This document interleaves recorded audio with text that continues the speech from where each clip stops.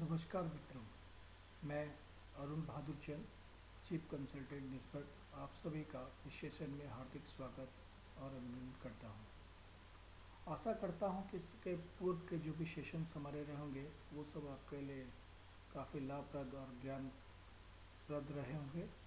इसी आशा और विश्वास के साथ आइए आज का सेशन हम लोग शुरू करें।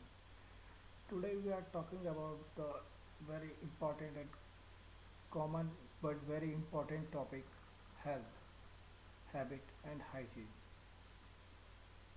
अभी तक हमने जिन भी सेशनों के विषय में हमें बताया गया वो हमारे एंटरप्राइजिंग के ऊपर थे कि किस तरीके से हम एंटरप्रेन्योरशिप को डेवलप करें, एम्प्लॉयबिलिटी को बढ़ाएं, हम किस तरीके से अपनी लाइवलीहुड को बेहतर कर सकते हैं और क्या क्या स्कोप हमारे फर्दर फ्यूचर में हमारे पास रहने वाले हैं और उसके लिए हमें क्या क्या प्रयास करने चाहिए। बट इन सभी प्रयासों के लिए जो भी लक्ष्य हमने अपने लिए निर्धारित करे हैं उन गोल्स तक पहुंचने के लिए जो सबसे इम्पोर्टेंट रिसोर्स हमारे पास है वो हेल्थ है। तो आज हम बात करेंगे उस हेल्थ की और हैबिट की और हाइजीन की जो कि हमें हमारे गोल्स को फुलफिल करने में हमें सपोर्ट करेंगी और एक अच्छे व्यक्तित्व के तौर पर हमें आगे बढ़ने के लिए प्रेरित करेंगी, हमारे साथ साथ इस राष्ट्र के निर्माण में भी हमें सहयोग करेंगी।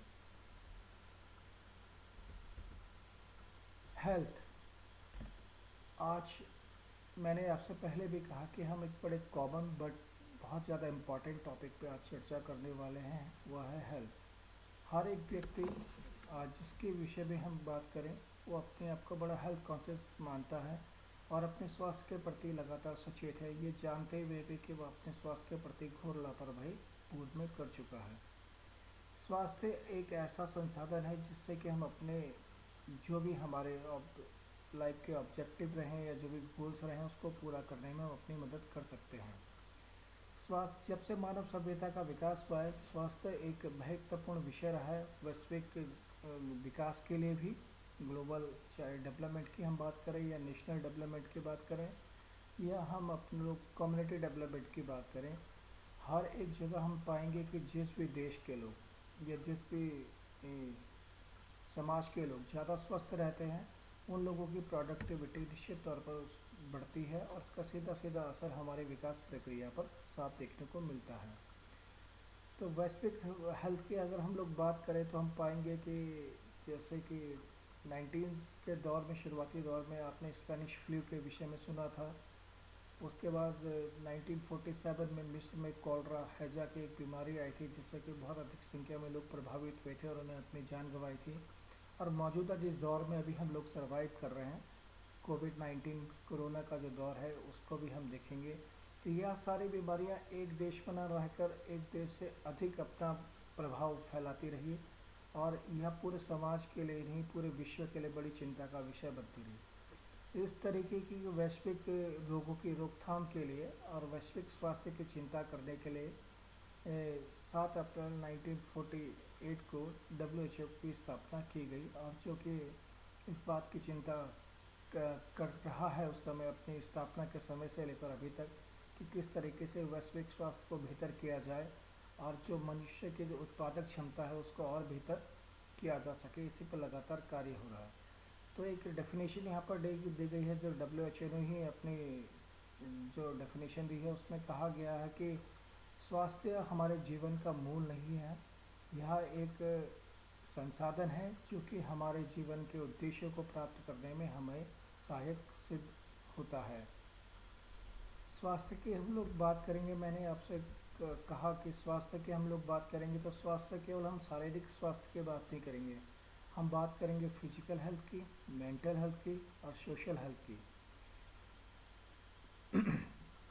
क्योंकि फिजिकल हेल्थ, मेंटल हेल्थ और सोशल हेल्थ जो तीनों कंपोनेंट हेल्थ के हमने यहाँ पे दिए हैं, जिन तीनों टाइप्स हमने जो हेल्थ के यहाँ पर दिए हैं, ये एक दूसरे से बिल्कुल रिलेट आपस में करते हैं। वो किस तरीके से करते हैं मैं आपको से आके बताऊँगा। पहले हम बात कर लेते हैं फिजिकल हेल्थ की। फिजिकल हेल्थ के हमारे लिए बहुत ज़्यादा इम्पॉर्टेंट है क्योंकि हम जीवन में क्या करने वाले हैं, हमने अपने लिए क्या उद्देश्य तय करे हैं, हमारे प्रयास कितने बेहतर होने वाले हैं, हमारा सक्सेस रेट क्या रहने वाला है, यह सब निर्भर करता है कि हमारे द्वारा किया जा रहा कार्य में हमारा शरीर हमारा कितना सहयोग कर रहा है। अगर मैं आप सभी से पूछूं कि आप लोग कहाँ पर रहते हैं या आपका निवास स्थान कहाँ है, तो आप बताएंगे फला अलग अलग शहर का नाम बताएंगे। कुछ लोग अपने जो पोस्टल एड्रेस है उसका पता मुझे देंगे कि हम लोग वहाँ पर रहते हैं। बट मैं आप लोगों को बता दूं कि हमारे रहने की इस दुनिया में एकमात्र जगह हमारा शरीर है, और हम उस शरीर के भीतर ही रहते हैं, और उसके भीतर ही रहकर हम अपने जीवन के सारे कार्यों को, उद्देश्य को, लक्ष्यों को प्राप्त करने के लिए लगातार सतत रूप से जब तक जीवित हैं कार्य करते रहते हैं। तो एक बात आप समझ लीजिए कि हमारे रहने की एकमात्र जगह हमारा शरीर है, और हम उसमें कितने बेहतर तरीके से रह पाते हैं यह निर्भर करता है कि हम अपने शरीर को कितना भीतर रख पाते हैं। इसीलिए कहा भी गया है कि पहला धन निरोगी काया। तो हमें स्वास्थ्य की चिंता करते हुए पहले तो हमें जो शरीर हमें दिया है, जो मल्टी ऑर्गन का एक पूरा स्ट्रक्चर हमें दिया गया है, उसको ध्यान में रखते हुए हमें उसके भीतरी के लिए काम करना पड़ेगा। फिर सेकेंडली हम जो अपने लिए अलग चीज़ें तय करते हैं, डे टू डे एक्टिविटी हो या फिर हमारे लिए कोई एक दूरगामी लक्ष्य हो, उसके प्राप्ति के लिए हम आगे प्रयास कर सकते हैं। तो फिजिकल हेल्थ कितनी इम्पॉर्टेंट है यह सब तो हम सभी जानते हैं। पिछले यह दूसरा वर्ष है कोविड-19 का, जिससे कि हम लोग ने अपनी जीवन पद्धति को पूरी तरीके से बदल दिया, और लाखों लोगों ने पूरे विश्व में इसमें अपने प्राणों को भी गंवाया है, और बहुत सारे लोग इससे ग्रसित भी हुए हैं। तो इस प्रकार के रोग या अन्य किसी प्रकार के रोग हमारे शरीर में ना आए, या फिर आए उनका प्रभाव कम रहे, या फिर हम किसी भी रोग के लिए कैरियर का माध्यम न बने, कि हम एक वाहक का माध्यम न बने कि हमारे माध्यम से रोग प्रसारित हो अन्य किसी व्यक्ति पर, और उसका एक प्रतिकूल प्रभाव हमारे समाज पे पड़े। इसके लिए ज़रूरी है कि हम लोग फिजिकली अवेयर रहें अपनी हेल्थ को लेकर और काम करें। जैसा कि हम लोग देख पा रहे हैं कि आजकल का जो दौर है, हम लोग का जो वर्किंग कल्चर है वो काफ़ी ज़्यादा बदल गया है। हम लोग फिजिकली कम और सिटिंग जॉब ज़्यादा कर रहे हैं, यानी कि हम लोग जो बैक ऑफिस कल्चर जिसकी हम लोग बात करते हैं, चाहे मैं एजुकेशन सेक्टर की आपकी बात करूं, कि हमारा जो काम होता है वो बहुत ज़्यादा फिजिकली नहीं होता है। तो ऐसे में बहुत तरीके के रोग हमारे शरीर में आते हैं। तो उन रोगों से हम किस तरीके से दूर रहें, इसके ऊपर हम चर्चा करेंगे। मुख्यतः हमारे शरीर में दो प्रकार के रोग आते हैं, जिसको हम कम्युनिकेबल डिजीज़ और नॉन कम्युनिकेबल डिजीज़ कहते हैं। कम्युनिकेबल डिजीज़ वो होती है जो बहुत कम शॉर्ट ड्यूरेशन में, यानी कि बहुत तेज़ी से एक व्यक्ति से दूसरे व्यक्ति तक अपना इन्फेक्शन पहुंचाती है, यानी कि जिसकी संक्रमण दर बहुत अधिक होती है बहुत कम समय में। जैसे कि इसका एक अभी जो ताज़ा उदाहरण है वो कोविड-19 है, या कोई अन्य फ्लू भी। आप जैसे मैंने स्पेनिश फ्लू की बात करी थी कि 1960 में आपने देखेंगे कि यूएस आर्मी में स्पेनिश फ्लू हुआ था, और उस समय तकरीबन 5 करोड़ से अधिक लोगों ने अपनी जान उसमें गंवाई थी। या फिर अन्य कोई भी एक रोग जो बहुत जल्दी प्रसारित हो जाता है, जिसमें कि हम लोग जिसको वायरल कहते हैं, कि वायरल डिजीज़ जो होती है जिसमें बुखार है, जुकाम है इत्यादि, ऐसे लोग हमारी कम्युनिकेबल डिजीज़ में आते हैं। यह रोग हमारे शरीर में बहुत तेज़ी से तो आते हैं पर बहुत अधिक समय तक नहीं रहते हैं, और कुछ समय बाद यह ठीक हो जाते हैं, और इसके जो प्रभाव हैं वो हमारे शरीर किस प्रकार से है उसके हिसाब से इसके प्रभाव या इसके असर हमारे पास पोस्ट डिजीज़ के तौर पर रहते हैं। दूसरी जो डिजीज़ मैंने कहा आपको कि कम्युनिकेबल है, दूसरी है नॉन कम्युनिकेबल डिजीज़, जो कि एक व्यक्ति से दूसरे व्यक्ति में सीधे या फिर बहुत जल्दी प्रसारित नहीं होती है। उसको आने में समय लगता है और कई समय उसको जाने में भी लगता है। जिसकी कि हम बात करें, जब क्रॉनिकल डिजीज़ की हम लोग बात करें, कि हम लोग डायबिटीज़ की हम लोग बात कर सकते हैं, कि डायबिटीज़ इसमें है, कैंसर इसमें है, हमारे यहाँ ये जो हमारी हार्ट डिजीज़ इसमें है। इस तरीके के जो रोग हैं वह हमारे शरीर में जल्दी तो नहीं आते हैं, पर वो उनको जाने में भी हमारे शरीर में समय लगता है। इस प्रकार के दो रोग मतलब मुख्यतः हमारे शरीर में आते हैं, और अलग अलग तरीके से। कोई बोलता है वात पित्त और कफ के माध्यम से भी हमारे शरीर में रोग होते हैं, पर यह दो रोगों के दो श्रेणी मैंने बताई, जो कि आपके शरीर में सीधे सीधे कम्युनिकेबल और नॉन कम्युनिकेबल रूप से आपके शरीर में प्रवेश करती है। इनसे बचने के लिए हमें लगातार प्रयास करने चाहिए और लगातार हम लोग बहुत ज़्यादा अवेयर भी, हम लोग हेल्थ के लिए बड़े कॉन्शियस भी हो गए हैं और बहुत ज़्यादा अवेयर भी हैं। और उसके लिए हम अपनी डे टू डे एक्टिविटी में या फिर अपने डेली रूटीन में बहुत सारे बदलाव भी करते हैं ताकि हम लॉन्ग टर्म में अपने आप को फिट और हेल्थी रख पाएँ। बट अब फिर भी मैं चाहता हूँ कि कुछ चीज़ें मैं आपसे डिस्कस करूँगा। मोस्टली आप सभी लोग उसको फॉलो करते होंगे, बट आगे आप जाएंगे तो आगे भी आप और भी लोगों को अवेयर कर पाएंगे कि वो इस तरीके के लिए हेल्थी रहने के लिए इन सब चीज़ों को अपने डे टू डे एक्टिविटी में शामिल ज़रूर करें। पहली जो चीज़ है वो है रूटीन एक्सरसाइज। रूटीन एक्सरसाइज का मतलब है कि अगर आप रोज़ अपने शरीर को 30 मिनट से 1 घंटे का समय, 30 to 60 मिनट्स के बीच में अपने शरीर को समय देते हैं, तो इससे लॉन्ग टर्म में आपके शरीर में होने वाले रोगों का प्रभाव या उससे होने वाले रोगों से होने वाला जो प्रभाव आपके शरीर में है, उसका असर निश्चित तौर पर कम आपको देखने को मिलेगा। जो लोग लगातार एक्सरसाइज करते हैं किसी भी माध्यम से, चाहे वो रनिंग करें, चाहे वो वॉकिंग करें, चाहे वो जिम जाएं, चाहे वो योगा करें, है ना, अलग अलग माध्यम, चाहे वो साइकिलिंग करें, या अलग अलग माध्यम से जिस भी तरीके से हम अपनी फिजिकल एक्सरसाइज अपने आप से कर रहे हैं, वह लोग उन लोगों की अपेक्षा कम बीमार पड़ते हैं जो लोग अपने शरीर में फिजिकली अपने आप को फिट नहीं रखते हैं, इस प्रकार के एक्सरसाइज या इस प्रकार का कोई भी व्यायाम नहीं करते हैं। और एक भारतीय होने के नाते हमें तो इस बात पर गर्व भी होना चाहिए कि योगा को हमारे साथ साथ 170 से अधिक देशों ने स्वीकार किया है और इसके महत्व को जाना है। आज जिस प्रकार के रोग या जिस प्रकार की जीवन पद्धति है उसमें योग एक बेहतर विकल्प के तौर पे है जो कि हमें स्वस्थ रख सकता है। और और इसको हमें नियमित तौर पर अपने जीवन पर इसके दिनचर्या में शामिल करना चाहिए और अपने जीवन का एक हिस्सा भी हमें बनाना चाहिए। तो पहला जो है एडिक्वेट, मैंने कहा कि आप लोग अपने आप को समय दें और अपने लिए बॉडी फिट रखने के लिए, क्योंकि मैंने कहा कि मल्टी ऑर्गन का एक पूरा सिस्टम हमारी बॉडी है, वो अच्छी तरीके से सब ऑर्गन फंक्शन करें। इसके लिए ज़रूरी है कि हम उनको बराबर उनके लिए फिजिकल एक्सरसाइज के माध्यम से उन पर वर्कआउट करते रहें। दूसरी जो चीज़ है वो है एडिक्वेट रेस्ट। हमारी बॉडी है, ये अपने आप को दोबारा से रिज्यूम करने के लिए इसको एक एडिक्वेट मैनर पे रेस्ट की भी आवश्यकता पड़ती है। हालांकि हमारी बॉडी के कुछ पार्ट हैं जो कि 24/7 लगातार काम करते हैं, पर हमारी बॉडी के अंदर जो एनर्जी है वो स्टोर रहे और हम बहुत ज़्यादा एनर्जेटिक तरीके से काम करें, उसके लिए ज़रूरी है कि फ़िज़िकल तौर पे हमें रेस्ट लेने की ज़रूरत पड़ती है, और जिससे कि हम मेंटली और फिजिकली अच्छा काम कर पाएँ। तो 8 से 6 घंटे के बीच में जो भी आपकी बॉडी अडॉप्ट करती है उस हिसाब से आपको आराम करना चाहिए। तीसरी चीज़ है वह है न्यूट्रिशियस डाइट, या जिसको हम कहेंगे कि बैलेंस डाइट। कहते हैं जैसा आहार वैसा व्यवहार, जैसा पानी वैसी वाणी। तो आपको अपने जीवन में आप किस प्रकार का भोजन ले रहे हैं, उससे यह भी ज़रूरी है कि हमारी बॉडी अलग अलग एलिमेंट्स से बनी है, जैसा कि आप सभी को पता है।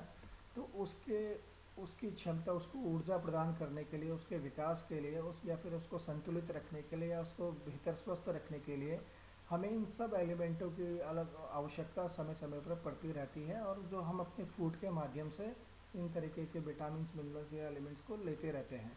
तो यह बहुत ज़्यादा ज़रूरी है कि इन सभी पोषक तत्व जो हमारे शरीर के लिए रिक्वायर्ड है वो हम सभी लेते रहें अपनी मील के थ्रू। और अगर हम वेजिटेरियन या नॉन वेजिटेरियन है, जिस भी तरीके से हैं, वो उस तरीके का फूड हम अपनी बॉडी में सम्मिलित करें कि प्रॉपर मैनर में हमें सारे विटामिन्स और मिनरल्स और जो भी हमें तत्व चाहिए वो हमें प्राप्त होते रहें। ऐसा ना हो कि हमारे शरीर में प्रोटीन की मात्रा बहुत अधिक हो जाए और विटामिन ए की मात्रा बहुत कम हो गई, या फिर विटामिन डी की मात्रा बहुत कम हो गई, या किसी भी चीज़ की, जैसे कि मैंने कहा कि कार्बोहाइड्रेट बहुत अधिक मात्रा में ले लिया, प्रोटीन कम मात्रा में ले लिया, या फैट बहुत ज़्यादा हो गया। ये सारी चीज़ें हमें बैलेंस करके चलनी पड़ेगी, क्योंकि किसी भी चीज़ की अधिकता हमारे शरीर में किसी भी रोग का कारण बन सकती है।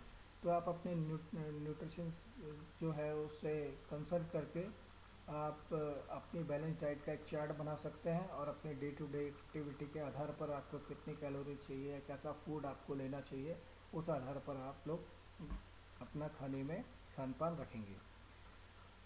फिजिकल हेल्थ की तो ये बात रहेगी, हमने कहा कि आप एडिक्वेट मैनर पे रेस्ट लें, आप न्यूट्रिशियस फूड लें, आप प्रॉपर मैनर में एक्सरसाइज अपने आप को करें जिससे कि आप फिजिकली फिट रहेंगे। पर हमारी बॉडी का एक इम्पॉर्टेंट पार्ट है जिसको हम अपनी बॉडी का सीपीयू भी कह सकते हैं, वो है हमारे माइंड। वो एक बॉडी का पार्ट है पर उसको सेपरेटली हम मेंटल हेल्थ के तौर पर अलग से रखते हैं। डॉक्टर ब्रॉक जो फॉर्मर डीजी में हैं डब्ल्यू एच ओ, तो उन्होंने कहा कि without mental health no physical health. तो मानसिक स्वास्थ्य के बिना हम शारीरिक स्वास्थ्य की परिकल्पना भी नहीं कर सकते, क्योंकि हमारा शरीर किस तरीके से काम करेगा यह डिपेंड करता है कि हम मेंटली कितने किस तरीके से हमें हमारा माइंड हमें किसी भी कार्य को करने में कैसा रिस्पॉन्ड कर रहा है, क्या कैसा कार्य वो कर रहा है। तो मेंटल हेल्थ फिजिकल हेल्थ से सीधे सीधे रिलेट है। तो मेंटल हेल्थ के लिए बहुत ज़्यादा ज़रूरी है कि हम बचपन से सुनते आए हैं कि take care but don't panic. तो हमने क्या कर लिया है अपने स्वास्थ्य के लिए कि हमने टेक केयर तो अडॉप्ट कर लिया है, पर डोंट पैनिक वाला शब्द हमने शायद नहीं हटाया है। हम अपने हेल्थ के लिए बड़े कॉन्शियस हैं, जैसे मैंने आपसे पहले भी कहा, तो हम अपना ख्याल रखना जानते हैं या सीख रहे हैं या फिर रखते हैं। तो यानी कि हम टेक केयर तो अपनी कर रहे हैं, अपने फैमिली मेम्बर्स के भी कर रहे हैं, या फिर अपने आसपास जो हमारे लोग हैं उनके टेक केयर तो हम कर ही रहे हैं। बट डोंट पैनिक भी कहा गया साथ में, पर नहीं, साथ साथ में हम चिंताओं को अपने से दूर नहीं कर पा रहे हैं। अगर मैं स्वस्थ नहीं रहूँगा, मेरे भीतर कोई रोग रहेगा या फिर कोई रोग होने की संभावना मुझे होगी, तो उसके क्या क्या दुष्परिणाम हो सकते हैं, मैं किस स्टेज पे जा सकता हूँ। इन सब विषयों के बारे में सोच सोच कर मैं लगातार पैनिक होता जा रहा हूँ। जिसका सीधा सीधा एग्जाम्पल हमने कोविड 19 में देखा। फिजिकली तौर पे उसने हमें इन्फ्लुएंस करा, बहुत सारे रोग हमारे लगे। सेकेंड वेव में हमारा ऑक्सीजन लेवल भी रहा, हमारे चेस्ट में उसने अफेक्ट करा, मल्टी ऑर्गन फेलियर भी कई लोगों के हुए। ये सारी चीज़ें फिजिकली तौर पे सीधे सीधे असर करा।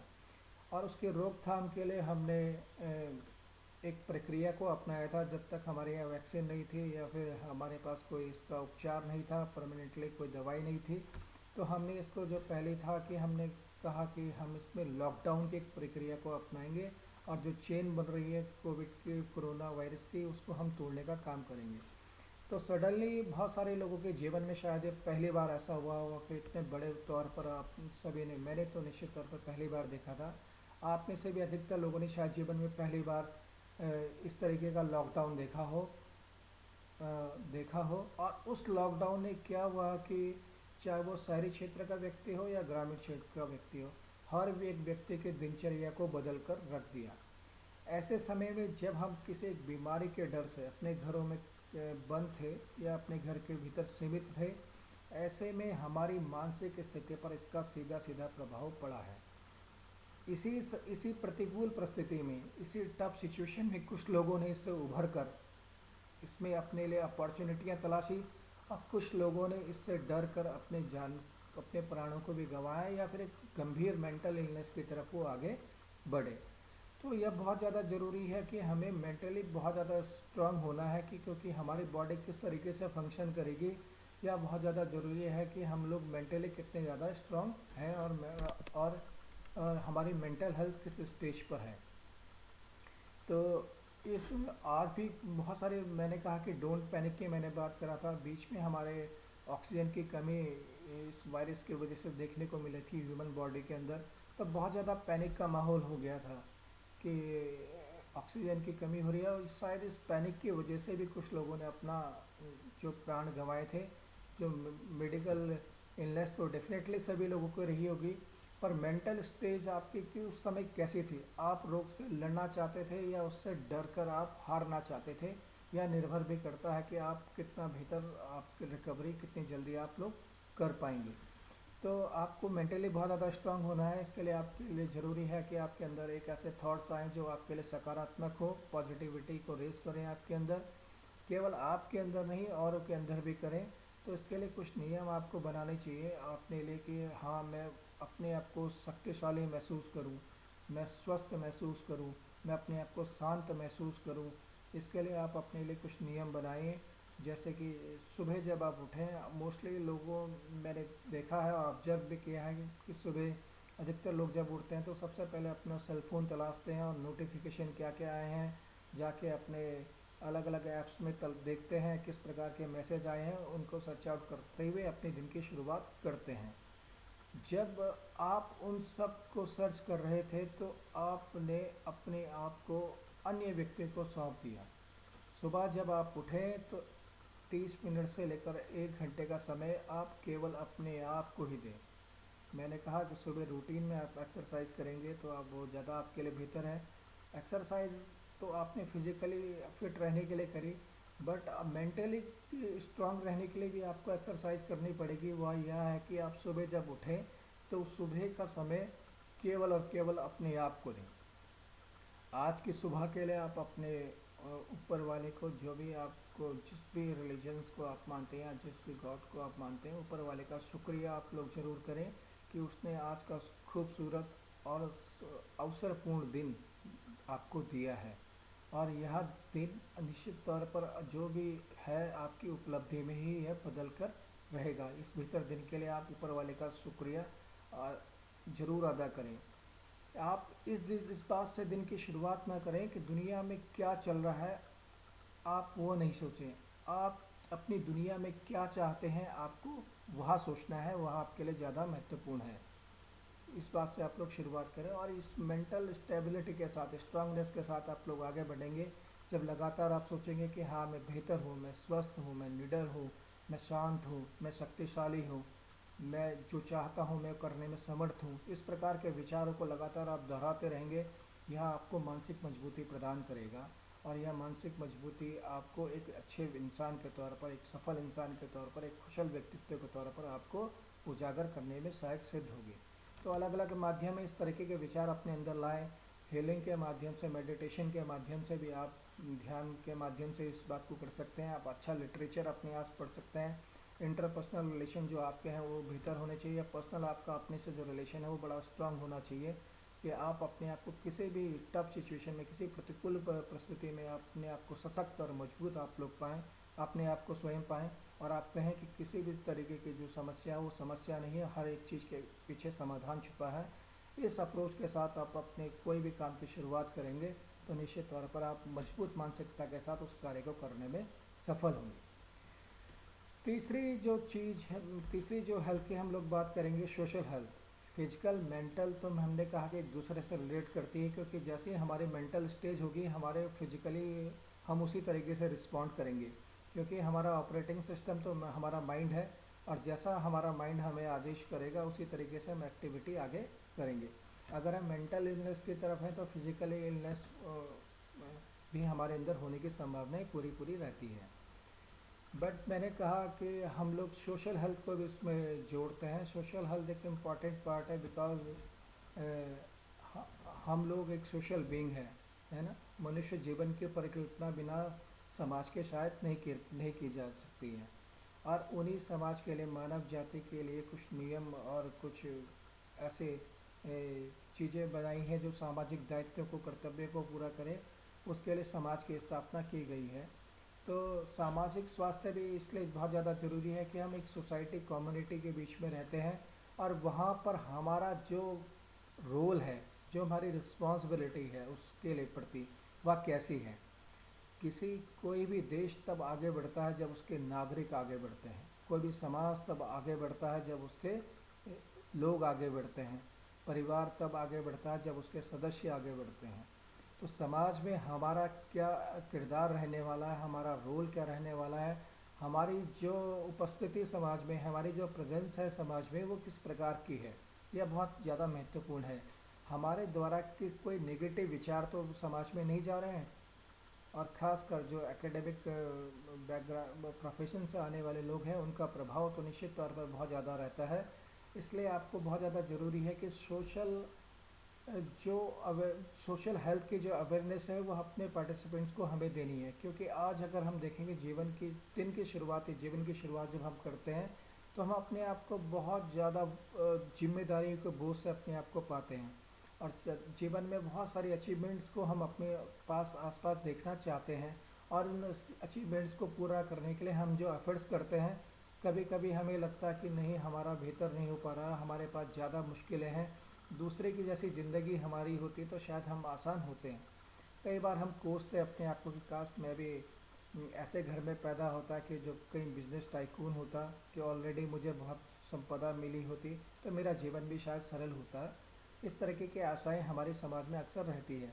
हर व्यक्ति को दूसरे की परेशानी ज़्यादा बड़ी नज़र आती है और उसको लगता है कि उसका जीवन दूसरे की अपेक्षा ज़्यादा कठिन भी है। तो यहाँ एक ऐसी बात है कि जब समाज में आप किसी रिश्तेदार, मित्र या दोस्त या परिवार के अन्य जो नाते रिश्तेदार आपके, उनसे आप मिलते हैं तो आप उनसे संभवतः पूछते हैं कि आप कैसे हैं। तो अधिकतर जो जवाब आता है वो इस प्रकार का रहता है कि हाँ ठीक है, बट आपके जैसे बढ़िया तो नहीं है, आपके जैसे तो हमारा जीवन कहाँ है। इस तरीके का मतलब दूसरे की अपेक्षा अगर हम अपने जीवन से करें तो हाँ अधिकतर समय में हम दूसरे को बेहतर पाते हैं और हमें लगता है कि बहुत सारी कमियाँ हमारे जीवन में, बहुत सारी समस्याएं शायद वो हमारे जीवन में ही ज़्यादा हैं। इससे रिलेट करते हुए एक छोटे से स्टोरी आपके साथ शेयर करूँगा जिससे कि आप शायद बेहतर समझ पाएंगे कि किस तरीके से समाज में हमें आगे बढ़ना है। किसी एक गांव में एक व्यक्ति था जो कि बहुत परेशान रहता था। उसे लगता था कि उसके जीवन में बहुत सारी दुविधाएं हैं, परेशानी है, उसका हल, उसका निराकरण शायद उसके स्तर पर कभी नहीं हो पाएगा। वो चाहता था कि गांव के अन्य लोग जो देखता था कि उसे लगता था कि हर एक दूसरा व्यक्ति बहुत खुश है, तो वो चाहता था कि मेरे जीवन में भी खुशी आए। इसके लिए लगातार वो प्रार्थना करता रहता था प्रभु से। एक बार प्रभु उसके बात सुन लेते हैं, उसके पुकार सुन लेते हैं और बोलते हैं कि बताओ तुम्हारी क्या परेशानी है। वो बोलता है कि प्रभु मेरी तो बहुत परेशानी है, मेरे जीवन ही परेशानी है, सब भरा पड़ा है।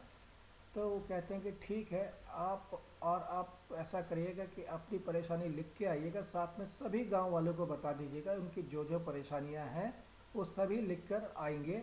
और शाम ढलने के बाद वो पहाड़ के जो पहाड़ी है हमारे गांव के पास में, उस पहाड़ी पर आएंगे और वहाँ पर अपनी अपनी परेशानियाँ जो भी आपकी आप लिख के आएँ, मैं उसका निराकरण उसी स्थान पर उसी समय कर दूंगा। तो वह बहुत खुश होता है, जाके पूरे गांव में बताता है कि इस प्रकार से मुझे दर्शन हुए थे, तो आप सभी लोगों की जो परेशानी आप लिख लीजिए, प्रभु ने कहा कि उसका समाधान वो उसी समय कर देंगे। तो वह व्यक्ति अपनी समस्याएं लिखकर एक पेपर पे लेके जाता है, अन्य व्यक्ति भी अपनी समस्याएं लिखते हैं। कोई एक पन्ने में लिख के जाता है, कोई 4 पन्ने में लिख के जाता है, कोई पूरा रजिस्टर ही भर कर जाता है।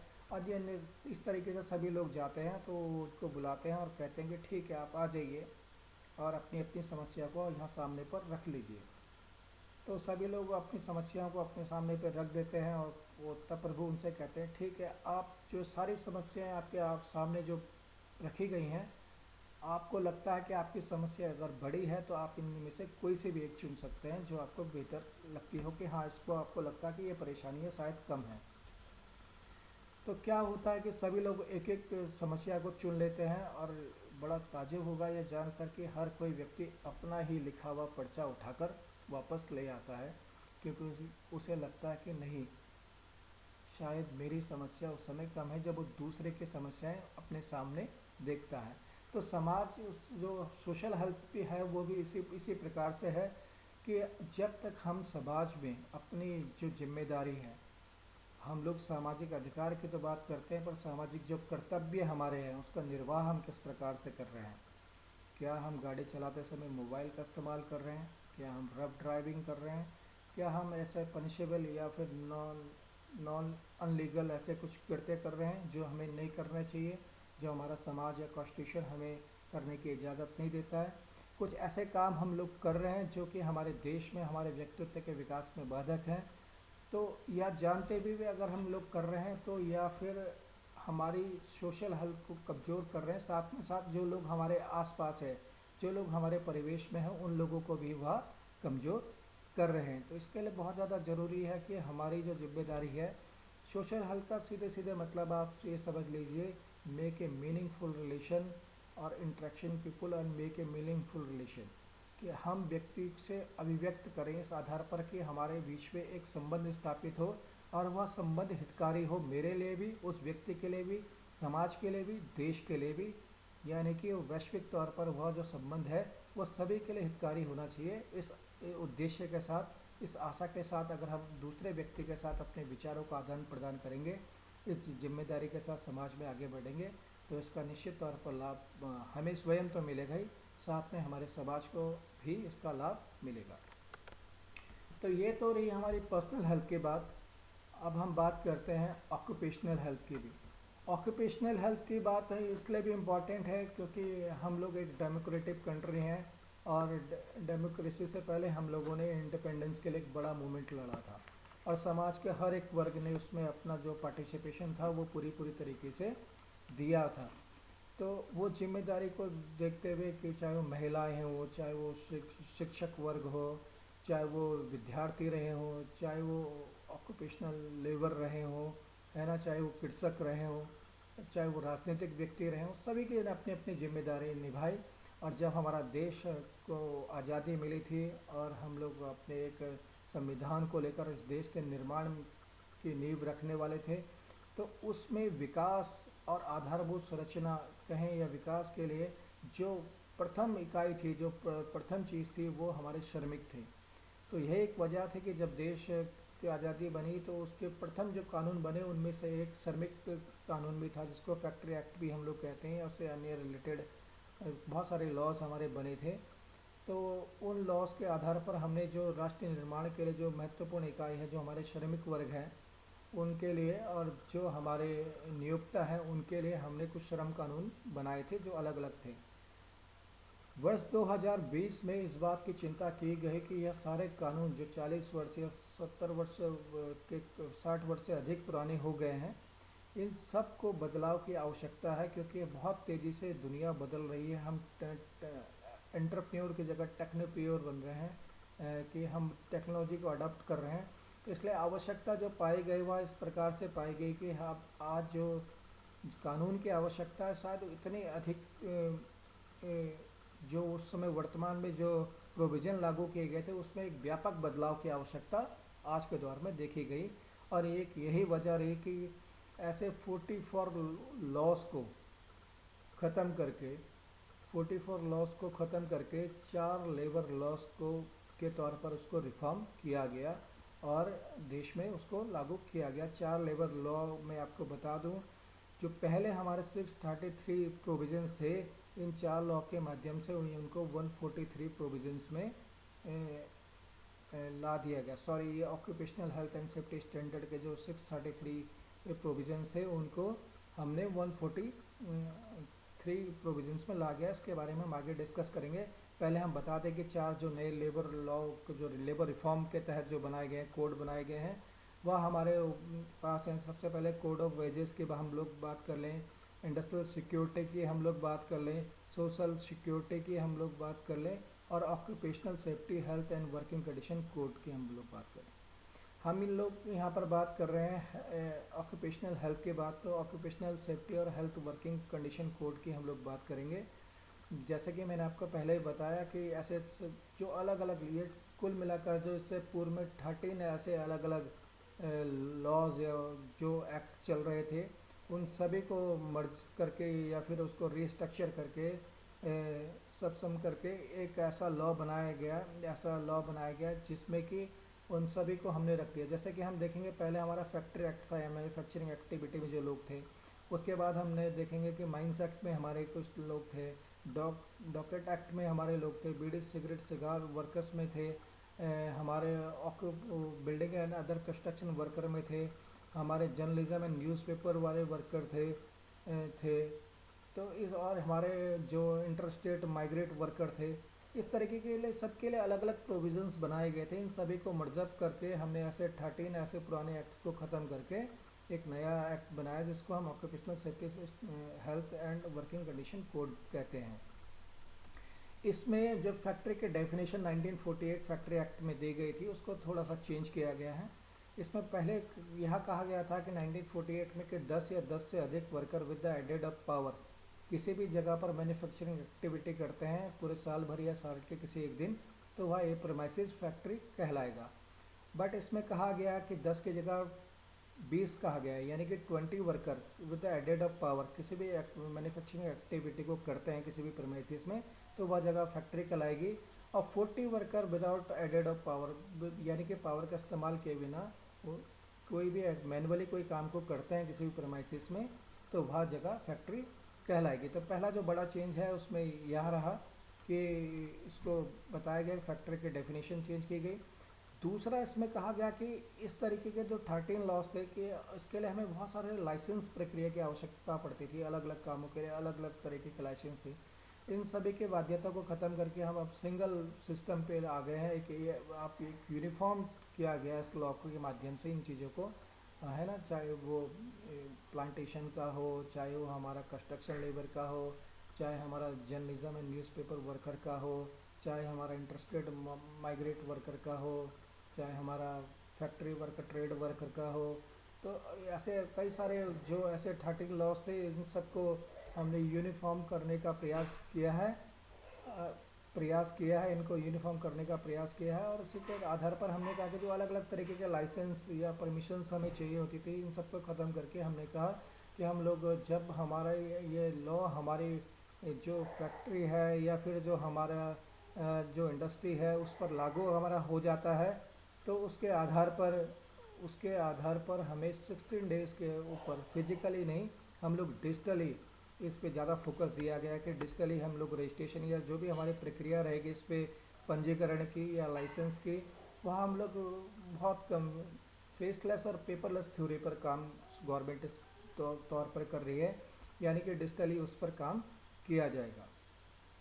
मोस्टली यह काम करेगा वर्कर के हेल्थ पर, उनके वेलफेयर पर और सेफ्टी पर। और मैं आप लोगों को बता दूं कि इसके आधार पर हाँ देश में मैंने ये जो हमारे कानून हैं ये संविधान की समवर्ती सूची में आते हैं, यानी कि राज्य सरकार और केंद्र सरकार समान रूप से इसको लागू करती है और उनको समान रूप से अधिकार होते हैं कि इस लॉ में वो कुछ संशोधन अगर करना चाहते हैं इसकी बेहतरी के लिए, तो इस प्रकार के संशोधन वो कर सकती है अपने अकॉर्डिंग, कुछ जो उनकी कंडीशंस है उस समय वर्किंग कंडीशन है उसके आधार पर करती है। तो जिसमें जैसा कि मैंने कहा कि वेलफेयर के लिए, सेफ्टी के लिए और हेल्थ के लिए कार्य करेगा। इसमें एक जो नया प्रोविज़न, पहले तो ये बताया गया कि इसमें हेल्थ चेकअप की बात की गई है और जो भी हैजार्ड्स हैं, जो भी संभावित दुर्घटनाएं हो सकती है, ऐसी दुर्घटनाओं वाले क्षेत्र में जो मिनिमाइज़ किया जाएगा रिस्क को, उसके लिए कार्य अब पहले हमारे एम्प्लॉयर इसमें करेंगे। दूसरा कहा गया कि नेशनल लेवल पर ऐसे हेल्थ एडवाइजरी बोर्ड का गठन किया जाएगा और उसी के आधार पर स्टेट में भी स्टेट हेल्थ एडवाइजरी बोर्ड का गठन भी किया जाएगा। साथ में यह भी बताया गया कि एम्प्लॉय के लिए एम्प्लॉयर पूरे साल भर में एक हेल्थ कैंप यानी कि मेडिकल चेकअप की व्यवस्था भी सुनिश्चित करवाएंगे कि उनको वो समय पर मेडिकल फैसिलिटीज़ भी मिलती रहे। इंटर स्टेट जो माइग्रेट वर्कर हमारे हैं उनके लिए बताया गया है कि इंटरेस्टेड माइग्रेट वर्कर यदि किसी कार्य के लिए बाहर आते हैं तो उनके वेलफेयर के लिए पूरी सुविधाएं, जैसे इनको स्ट्रॉमिंग, बाथिंग, है ना, ये सारी सुविधाएं उनको जो पूर्व के प्रोविजंस में दी गई थी वो सारी प्रॉपर उनको सुविधाएं प्रदान की जाएंगी। और यदि वो अपने कार्य से काम के बाद वो अपने घर जाना चाहते हैं और घर से आना चाहते हैं तो उसके बीच में उनको आने जाने का जो यात्रा भत्ता है वो भी उसमें दिया जाएगा। ऐसा प्रोविज़न भी उसके अंतर्गत रखा गया है। और इसके साथ साथ इसमें यह भी बताया गया जो पहले हमारे प्रोविजंस थे कि 30 फीमेल वर्कर पर, वुमेन वर्कर पर हमें क्रैश की व्यवस्था करनी पड़ेगी 2 साल या 2 साल से कम बच्चों के लिए। वो अब बताया गया कि 50 जो वुमेंस, 50 या 50 से अधिक जो वुमेंस अगर किसी एक इंडस्ट्री में काम कर रही हैं तो उनके 6 साल तक के जो बच्चे हैं वो उनके लिए क्रैश की व्यवस्था की जाएगी। और 6 साल से लेकर और 12 साल तक के अगर उनके बच्चे हैं तो उनको राइट ऑफ एजुकेशन के तहत उनको शिक्षा का अधिकार भी प्रदान किया जाएगा, उनको शिक्षा प्रदान करने का कार्य भी इसके अंतर्गत किया जाएगा। इस प्रोविज़न में यह भी रखा गया है। पहले हमारे जो वेलफेयर जो लॉस थे उसमें बताया गया था कि किसी भी फैक्ट्री में या किसी भी इंडस्ट्री में या फिर किसी भी अवस्थान में जब 250 या उससे अधिक वर्कर काम कर रहे हों, न्यूनतम 250 थे, तो वहाँ पे कैंटीन फैसिलिटी प्रोवाइड की जाएगी, जिसमें की संख्या कम करके अब यह बताया गया है कि 100 या 100 से अधिक, न्यूनतम 100 वर्कर जिस भी फैक्ट्री में इंडस्ट्री में काम कर रहे हैं तो वहाँ पर कैंटीन की फैसिलिटी प्रोवाइड करवाना भी एम्प्लॉयर की जिम्मेदारी होगी कि वो उनको वहाँ पर कैंटीन फैसिलिटी भी प्रोवाइड करवाए।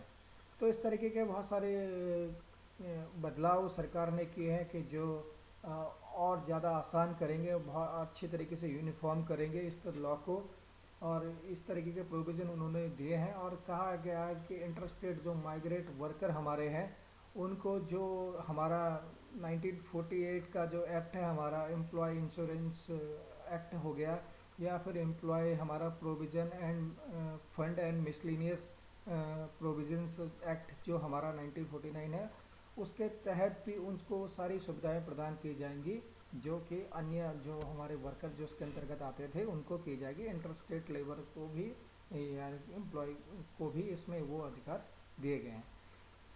तो इस मौजूदा दौर को देखते हुए इस तरीके के बहुत व्यापक बदलाव उसमें किए गए, इसको रिफॉर्म किया गया, इजीली किया गया। सबसे अच्छी बेहतर जो बात है इसमें यह कहा गया कि रजिस्ट्रेशन प्रक्रिया को, लाइसेंस प्रक्रिया को भी हमने डिजिटली कर दिया है, और हर एक व्यक्ति को जिसको भी हम अपॉइंट करेंगे उसको अपॉइंटमेंट देना भी एम्प्लॉयर या कहेंगे फैक्ट्री की जिम्मेदारी रहेगी कि हर किसी भी व्यक्ति को विदाउट अपॉइंटमेंट लेटर हम लोग नियुक्त नहीं कर सकते हैं, यानी कि हर व्यक्ति को अपॉइंटमेंट लेटर आपको देना ही होगा। यह लागू नहीं होगा किस पर, सेंट्रल गवर्नमेंट या स्टेट गवर्नमेंट के या फिर युद्ध में इस्तेमाल किए जाने वाले किसी भी वाहन या फिर नाव के युद्ध पोत के अंतर्गत ये कानून लागू नहीं होते हैं। पर राज्य सरकार या केंद्र सरकार के अधीनस्थ कोई ऐसे कॉन्ट्रैक्ट लेबर अगर हमारे पास कार्य कर रहे हैं तो उनके लिए भी यह नियम लागू किए जाएंगे। सॉरी, चलिए आगे बढ़ते हैं। तो यहाँ तो रही हेल्थ की बात, तो ऑक्यूपेशनल हेल्थ की भी हमने बात करी, पर्सनल हेल्थ की भी बात हमने करी। हम स्वस्थ रहेंगे इसके लिए ज़रूरी है कि हमारे अंदर स्वस्थ रहने के लिए हमारे अंदर एक स्वस्थ और अच्छी आदतें हमारे भीतर होनी चाहिए जो हमारे व्यक्तित्व का निर्माण करेंगे। तो हैबिट एक इम्पॉर्टेंट फैक्टर है कि हमारी पर्सनैलिटी किस तरीके की है, हम लोगों का पार्टिसिपेशन क्या रहने वाला है, हम लोगों की फ्यूचर अचीवमेंट क्या रहने वाली है, हमारे लोगों की प्रेजेंट परफॉर्मेंस क्या रहने वाली है, यह डिपेंड करती है कि हम लोगों के भीतर किस प्रकार की हैबिटें हैं। तो हैबिट को जनरली बताया गया है कि एक बिहेवियर पैटर्न है जो एडिक्वेटली बाई फ्रिक्वेंटली रिपीटली हम लोग जिसको अनकॉन्शियसली बड़े आराम से कर लेते हैं।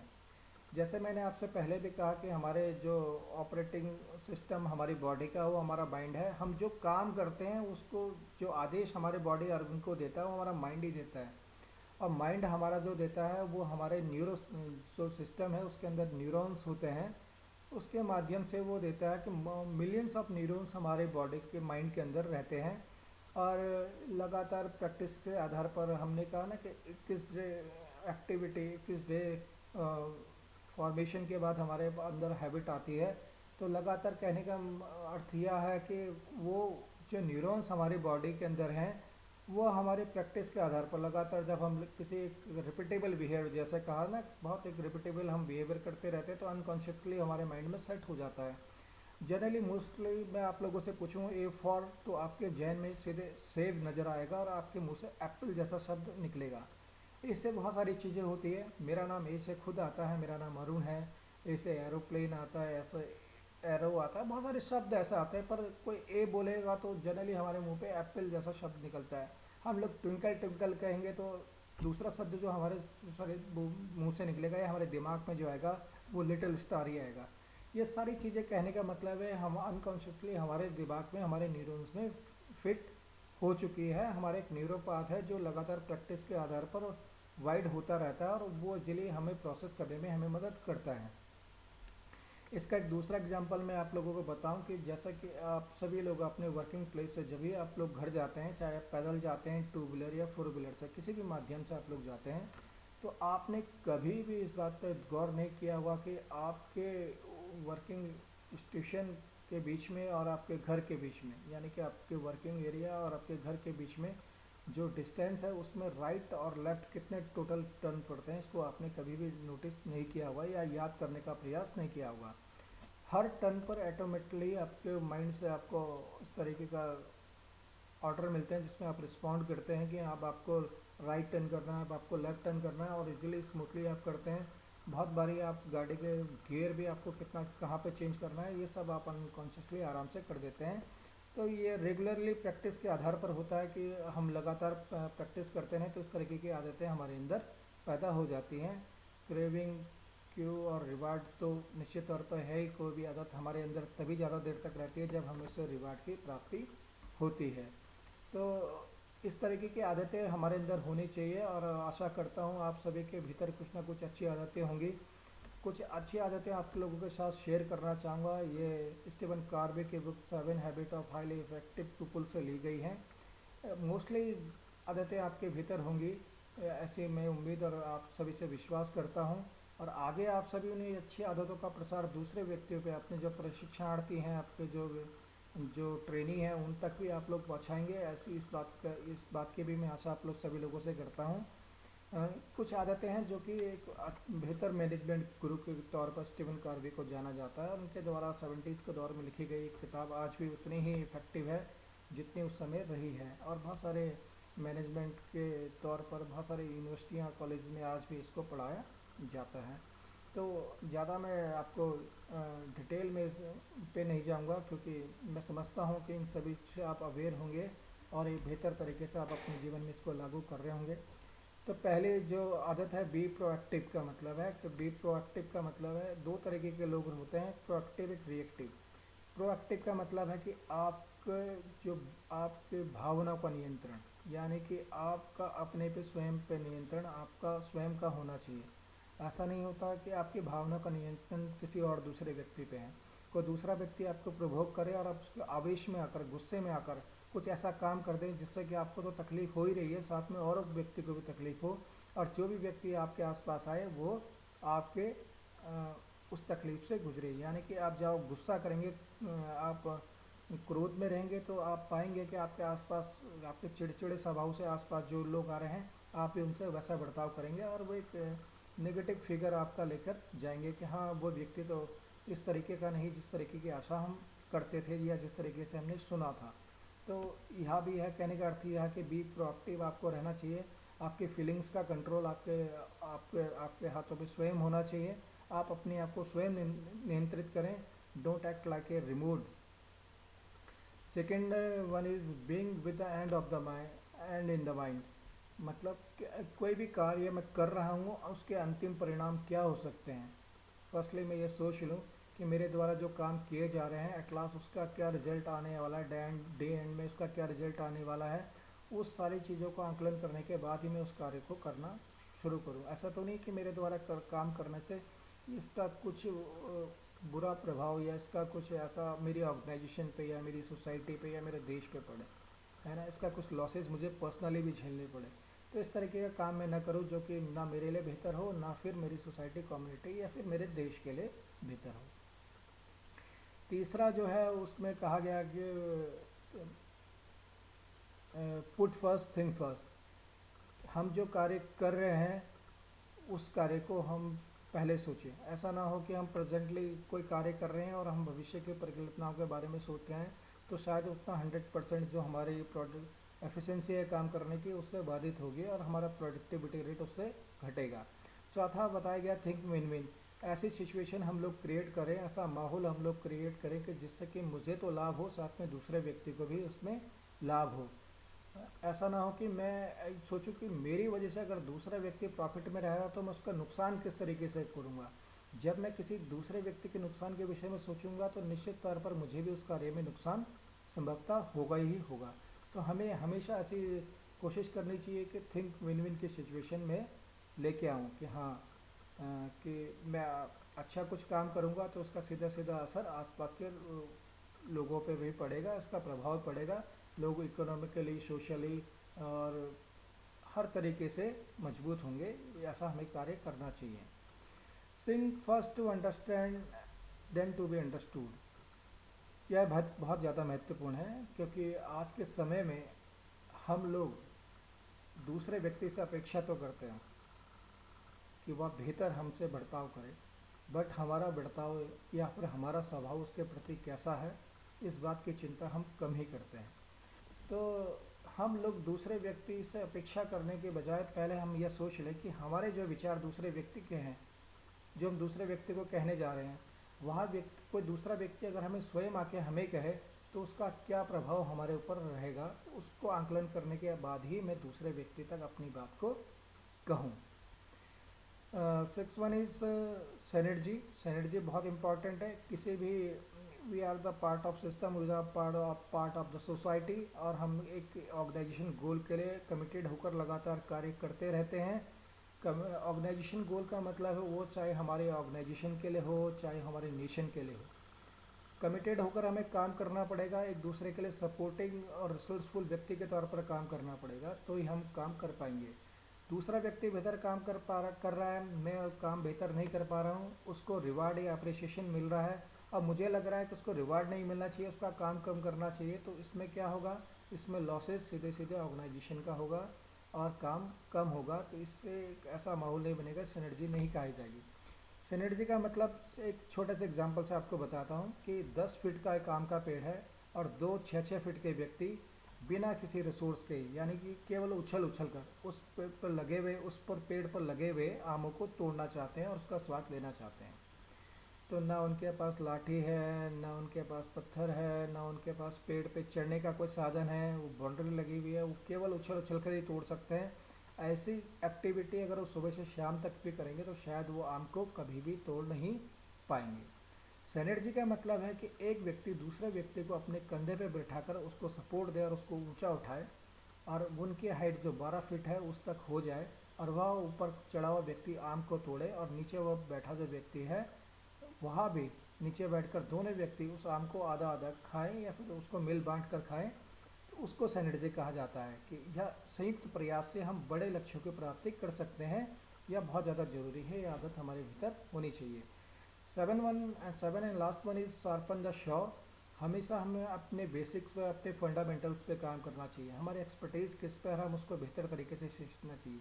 नई चीज़ें तो निश्चित तौर पर हमें अपने जीवन में लागू करनी चाहिए, पर हमारी जो स्किल है, हमारी जो एबिलिटी है, जिसके लिए हमें अप्रिसिएशन मिला है, वो उस पर हमें ज़्यादा वर्कआउट करना चाहिए और उस एरिया में ज़्यादा काम करना चाहिए।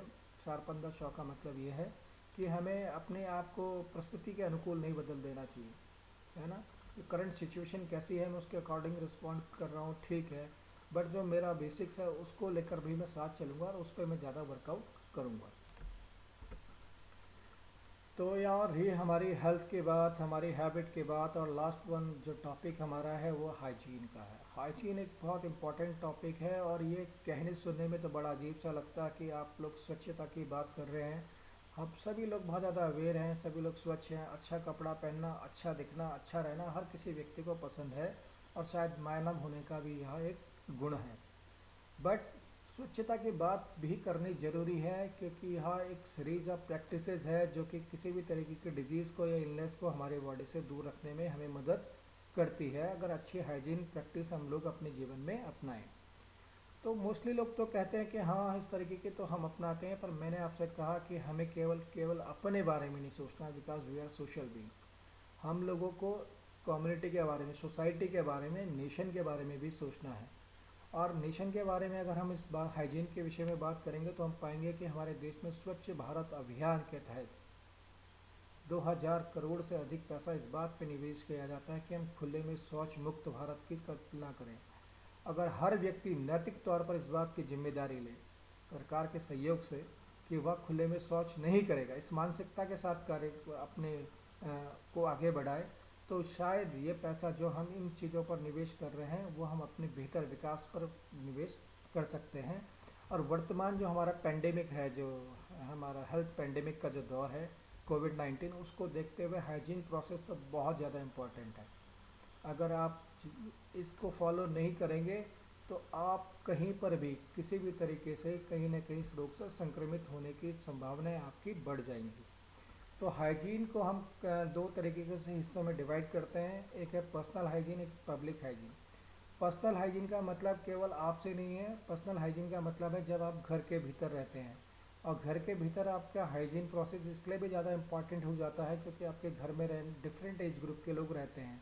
उस घर में आपके बड़े बुजुर्ग माता पिता के रूप में रहते हैं और आपके बच्चे यानी कि जो लोअर एज ग्रुप के हैं वो भी रहते हैं। आपके घर में आपके हस्बैंड या वाइफ भी रहते हैं जो आपके सिमिलर एज ग्रुप के आसपास के हैं, यानी कि अलग अलग एज ग्रुप के लोग हमारे घर पे रहते हैं। तो सबकी जो प्रतिरोधक क्षमता है वह अलग अलग ही रहती है। तो उसके आधार पर हमें जो हाइजीन का सिस्टम है वो बेहतर तरीके से घर पर रखना पड़ेगा। किसी भी डे टू डे एक्टिविटी के बाद अगर हम बाहर से आ रहे हैं तो अपने टॉयलेट्स और किचन दो इम्पॉर्टेंट पार्ट है कि कलनरी हाइजीन हो गया और वॉशरूम जो हमारा हो गया, इसके लिए हमें बेहतर तरीके से कार्य करना चाहिए। यहाँ इसलिए भी इम्पोर्टेंट है क्योंकि जो फूड हमारा है वहाँ पे आ रहा, जो वेस्टेज हमारा अवशिष्ट जो हमारा निकल रहा है वो टॉयलेट के माध्यम से जा रहा है।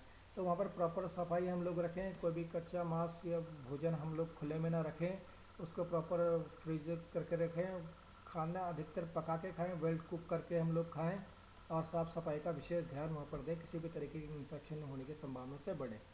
पर अपनी डे टू डे एक्टिविटी के लिए, अपने काम के लिए हमें घर से बाहर निकलना ही पड़ता है। तो पब्लिक हाइजीन में जैसा कि जब हम लोग निकलते हैं, फर्स्ट ऑफ ऑल जो आपके जो कॉम्पिटेंट गवर्नमेंट है, चाहे वो डिस्ट्रिक्ट एडमिनिस्ट्रेशन है, स्टेट हेल्थ डिपार्टमेंट है या नेशनल हेल्थ मिनिस्ट्री है, उसके द्वारा जो एडवाइजरी वहाँ पर दी गई है वो पहले तो सबसे पहले आप उसको फॉलो करेंगे।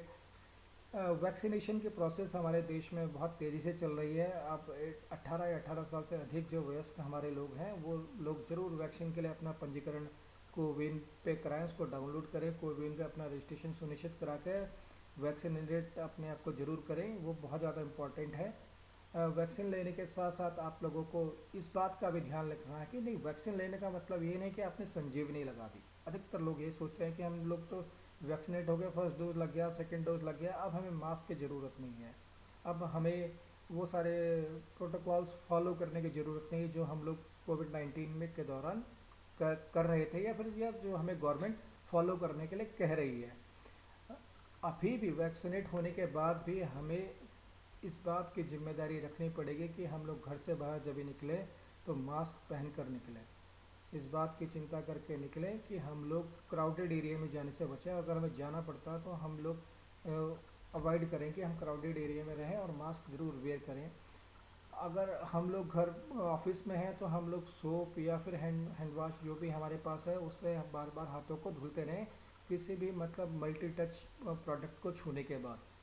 अगर हमारे पास इस किसी भी एरिया में पानी की सुविधा नहीं है तो हमारे पास अल्कोहल बेस्ड हैंड सैनिटाइज़र होना चाहिए, जिससे कि हम अपने आप को सैनिटाइज भी कर सकें।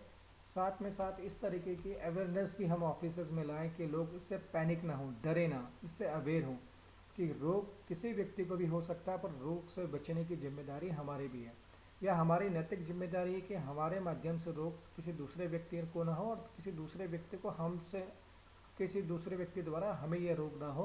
इस बात की जिम्मेदारी के तौर पर, एक जिम्मेदार नागरिक के तौर पर हम अपने आप को रखेंगे। वर्क प्लेस पे भी हम साफ़ सफाई का विशेष ध्यान रखेंगे, एडवाइजरी जो रहेगी, एसओपीज़ जो रहेगी उसको फॉलो करेंगे। उसके साथ साथ रूटीन पे कोई भी ऐसे सिम्टम्स नज़र आने पर हम लोग मेडिकल जो एडवाइस है या मेडिकल जो फैसिलिटी है, अपने कंसल्टेंट हैं उनसे हम लोग ज़रूर जाके बात करेंगे और अपना स्वास्थ्य का ध्यान रखेंगे, उसकी चिंता करेंगे। साथ में अन्य व्यक्ति के स्वास्थ्य की चिंता आप लोग ज़रूर करेंगे। हो सकता है दुनिया के लिए आप एक जनसंख्या के हिसाब से एक व्यक्ति हो, पर आप एक महत्वपूर्ण व्यक्ति हो, आप अपने परिवार के लिए, अपने देश के लिए एक महत्वपूर्ण संसाधन हो, एक महत्वपूर्ण व्यक्ति हो। शायद आपके परिवार आपके बिना अपने पूरे परिवार के परिकल्पना ना कर पाए, तो इसलिए इस जिम्मेदारी को जानते हुए आप अपना ध्यान रखेंगे, ऐसी मैं आशा और विश्वास करता हूँ। इस तरीके के रोग से हम लगातार बचें, इसके लिए ज़रूरी है कि हम आपस में साफ़ सफाई हम लोग रखें। महात्मा गांधी जी, हमारे राष्ट्रपिता, ने भी कहा था कि स्वच्छता ही धर्म है ना। स्वच्छता को धर्म के तौर पे अपनाएं, स्वच्छता को सेवा के तौर पर अपनाएं। तो आप सभी तो अपने घर के अंदर विशेष तौर पर स्वच्छता का ध्यान रखते हुए, अपने वर्क प्लेस पे भी रखते हुए, जो आपके आसपास के इलाके हैं, जो आपके कम्युनिटी एरिया है, उस पर भी आप इस तरीके के लिए जो स्वच्छता अवेयरनेस है ना, हाइजीन अवेयरनेस प्रोग्राम है, इस तरीके के चलाएं और श्रमदान करिए, इसमें अपना कंट्रीब्यूशन निश्चित तौर पर करें। क्योंकि जब आप आगे बढ़कर इनिशिएटिव लेंगे तो दूसरा व्यक्ति भी आपको देख के आगे बढ़ेगा और इसी तरीके से देश भी आगे बढ़ेगा। और यह हमारी नैतिक जिम्मेदारी भी है कि आज हमसे पहले की पीढ़ी ने जिस तरीके का वातावरण या जिस तरीके की वसुंधरा या धरती हमें सौंप कर दी है, हम आने वाली पीढ़ी को उतनी या उससे बेहतर तरीके से हम उसको जीवन जीने का अवसर प्रदान करें। यह हमारी नैतिक जिम्मेदारी भी एक मानव होने के नाते बनती है। तो यह हमारा आज का टॉपिक था हेल्थ का, कि आप लोग स्वस्थ रहें, अच्छी आदतें आपके अंदर आएँ और स्वच्छता का विशेष आप लोग ध्यान रखेंगे। इस आशा और विश्वास के साथ मैं अभी आप सभी लोगों का बहुत बहुत आभार और धन्यवाद व्यक्त करता हूँ। आप लोग स्वस्थ रहें, कुशल रहें और कौशल भारत कुशल भारत की मुहिम को आगे बढ़ाने में आप एक महत्वपूर्ण मील का पत्थर साबित होंगे, ऐसी मैं आशा और विश्वास करता हूँ। इन्हीं शब्दों के साथ आप सभी लोगों का बहुत बहुत धन्यवाद, आभार।